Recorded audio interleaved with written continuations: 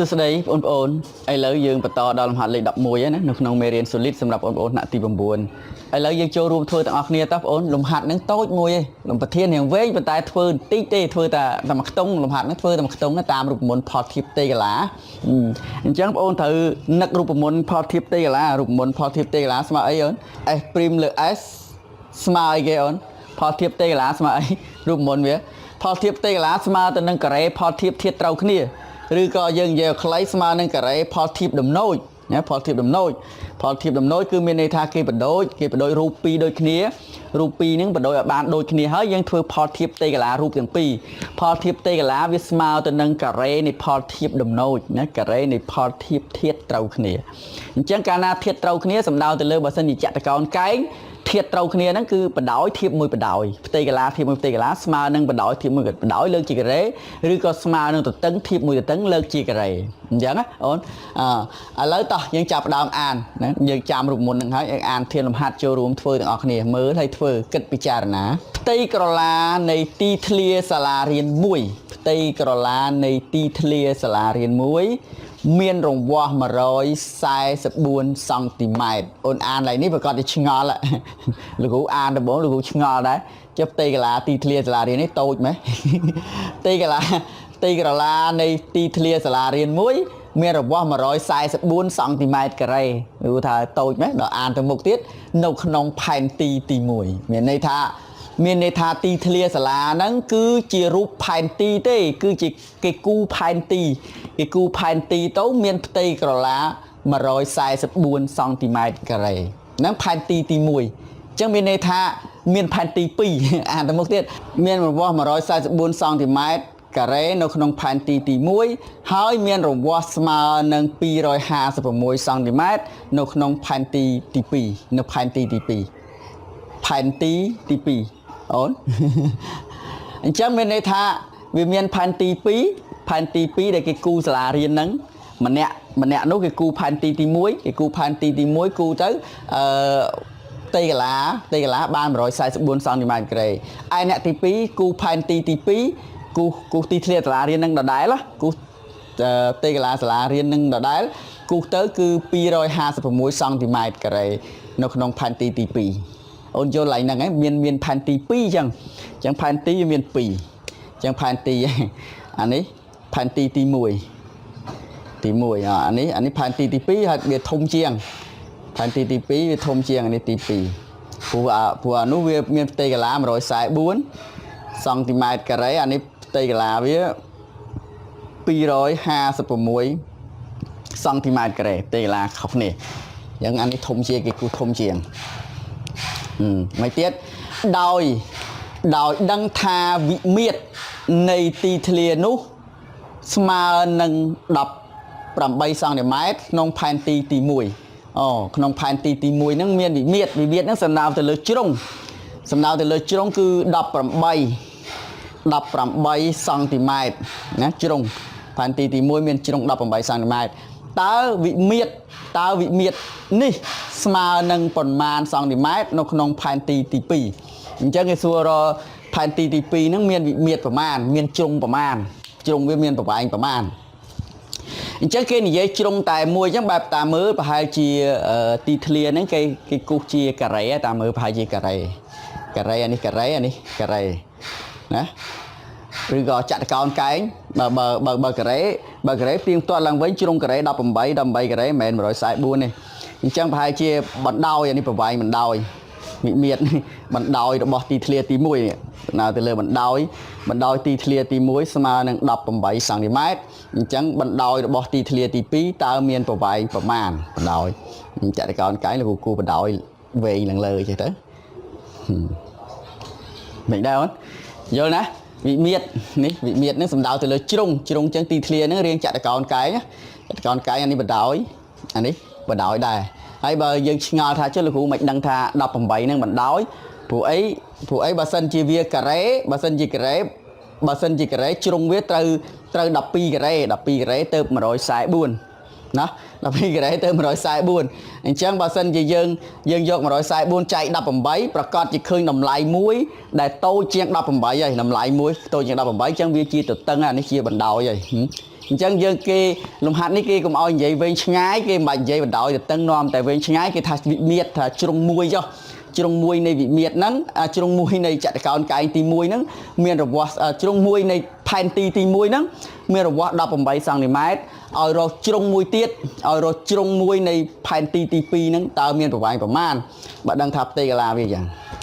អញ្ចឹងអូនជឿថាអូនគិតថាផែនទី2ហ្នឹងដូចគ្នាអត់ផែនទីហ្នឹងប្រកាសជាដូចគ្នាហើយអញ្ចឹងយើងមិនបាច់ប្រដូចទៀតទេផែនទីហ្នឹងប្រកាសជាដូចគ្នាហើយហេតុអីបានដូចព្រោះគេគូអ្នកគូទាំងពីរអ្នកហ្នឹងអ្នកសង់ផែនទីទាំងពីរហ្នឹងគឺសង់គឺគូអីគេគូតាមទីធ្លាសាលារៀនពិតមែនទេឬក៏ជួនកាលអានេះគេពង្រីកឲ្យធំយើងយកกระดาษ copy គេ copy กระดาษទំហំប៉ុណ្ណឹងមួយដល់ពេលអានេះគេ copy ទំហំពង្រីកទំហំធំជាងហ្នឹងមួយទៀតទៅណាអញ្ចឹងមានន័យថាទីធ្លានេះទីធ្លាសាលាតែមួយទីធ្លាសាលាតែមួយរូបនៅក្នុងផែនទីជាទីធ្លាសាលាតែមួយអញ្ចឹងវាប្រកាសជាដូចគ្នាហើយអូនអញ្ចឹងដាក់ចម្លើយដាក់ថាម៉េចអូនដាក់ថានេះឥឡូវនេះរកវិមាត្រ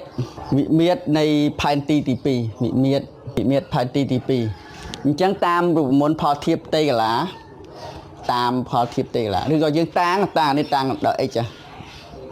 តាំងដោយ x ជាវិមាត្រជាជ្រុងហ្នឹងហើយដូចលោកគ្រូបានមិញលោកគ្រូគិតថាហ្នឹងជាបណ្ដោយលេងបាច់និយាយបណ្ដោយនិយាយទៅតឹងអីក៏បាននិយាយតែវិមាត្រទៅកុំឲ្យវែងឆ្ងាយតាំង x ជាវិមាត្រ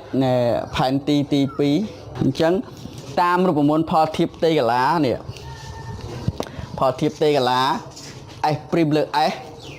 អញ្ចឹងឥឡូវយើងសម្រេចថាផលធៀបផ្ទៃកាឡាហ្នឹងយើងយកផ្ទៃកាឡារបស់អាណាដាក់លើណាដាក់ផែនទីទី1ដាក់លើឬក៏ផែនទីទី2ដាក់លើស្រេចចិត្តយើងអញ្ចឹងលោកគ្រូយកផែនទីទី1ដាក់លើចុះផ្ទៃកាឡារបស់ផែនទីទី1ដាក់លើចុះផ្ទៃកាឡាផែនទីទី1គឺ144ដាក់លើផ្ទៃកាឡាផែនទីទី2 256អញ្ចឹងវាស្មើទៅនឹងការ៉េផលធៀបធាតុត្រូវគ្នាបើកបណ្ដោយលើបណ្ដោយបើទៅតឹងលើទៅតឹង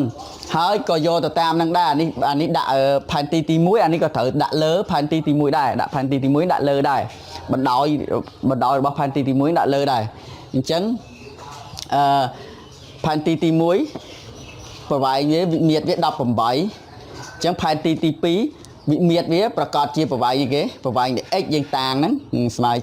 ជាការ៉េកុំភ្លេចលើកជាការ៉េតោះនេះយើងការ៉េអានេះ18ការ៉េនេះស្មើប្រមាណយើងគិតចឹងក៏បានហើយ x ការ៉េទៅយើងលុបវងកញ្ចក់ការ៉េមកលើ18ផងការ៉េលើ x ផងហើយយើងចាំគិតលេខទៅគុណខ្វែងទៅប៉ុន្តែលោកគ្រូមានគំនិតនេះមួយដោយសារឃើញអានេះវាមានតម្លៃការ៉េ14លោកគ្រូអាចសេបាន12ការ៉េ14ណា14លោកគ្រូអាចសេបាន12ការ៉េឯ256នេះលោកគ្រូអាចទៅសេបាន16ការ៉េនេះ256នេះបាន16ការ៉េអញ្ចឹងដោយភាគយកកការ៉េភាគបែងកការ៉េបែបហ្នឹងអូនអញ្ចឹងគេក្តោបវាលើកជាការ៉េយ៉ាងមកណាលើកជាការ៉េ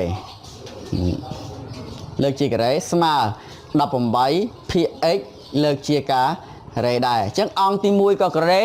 អង្គទី2កការ៉េអញ្ចឹងយើងសម្រួលការ៉េចោលទៅវាសល់តែអីវាសល់តែ12ភាគ16ស្មើទៅនឹង18ភាគ x ឃើញ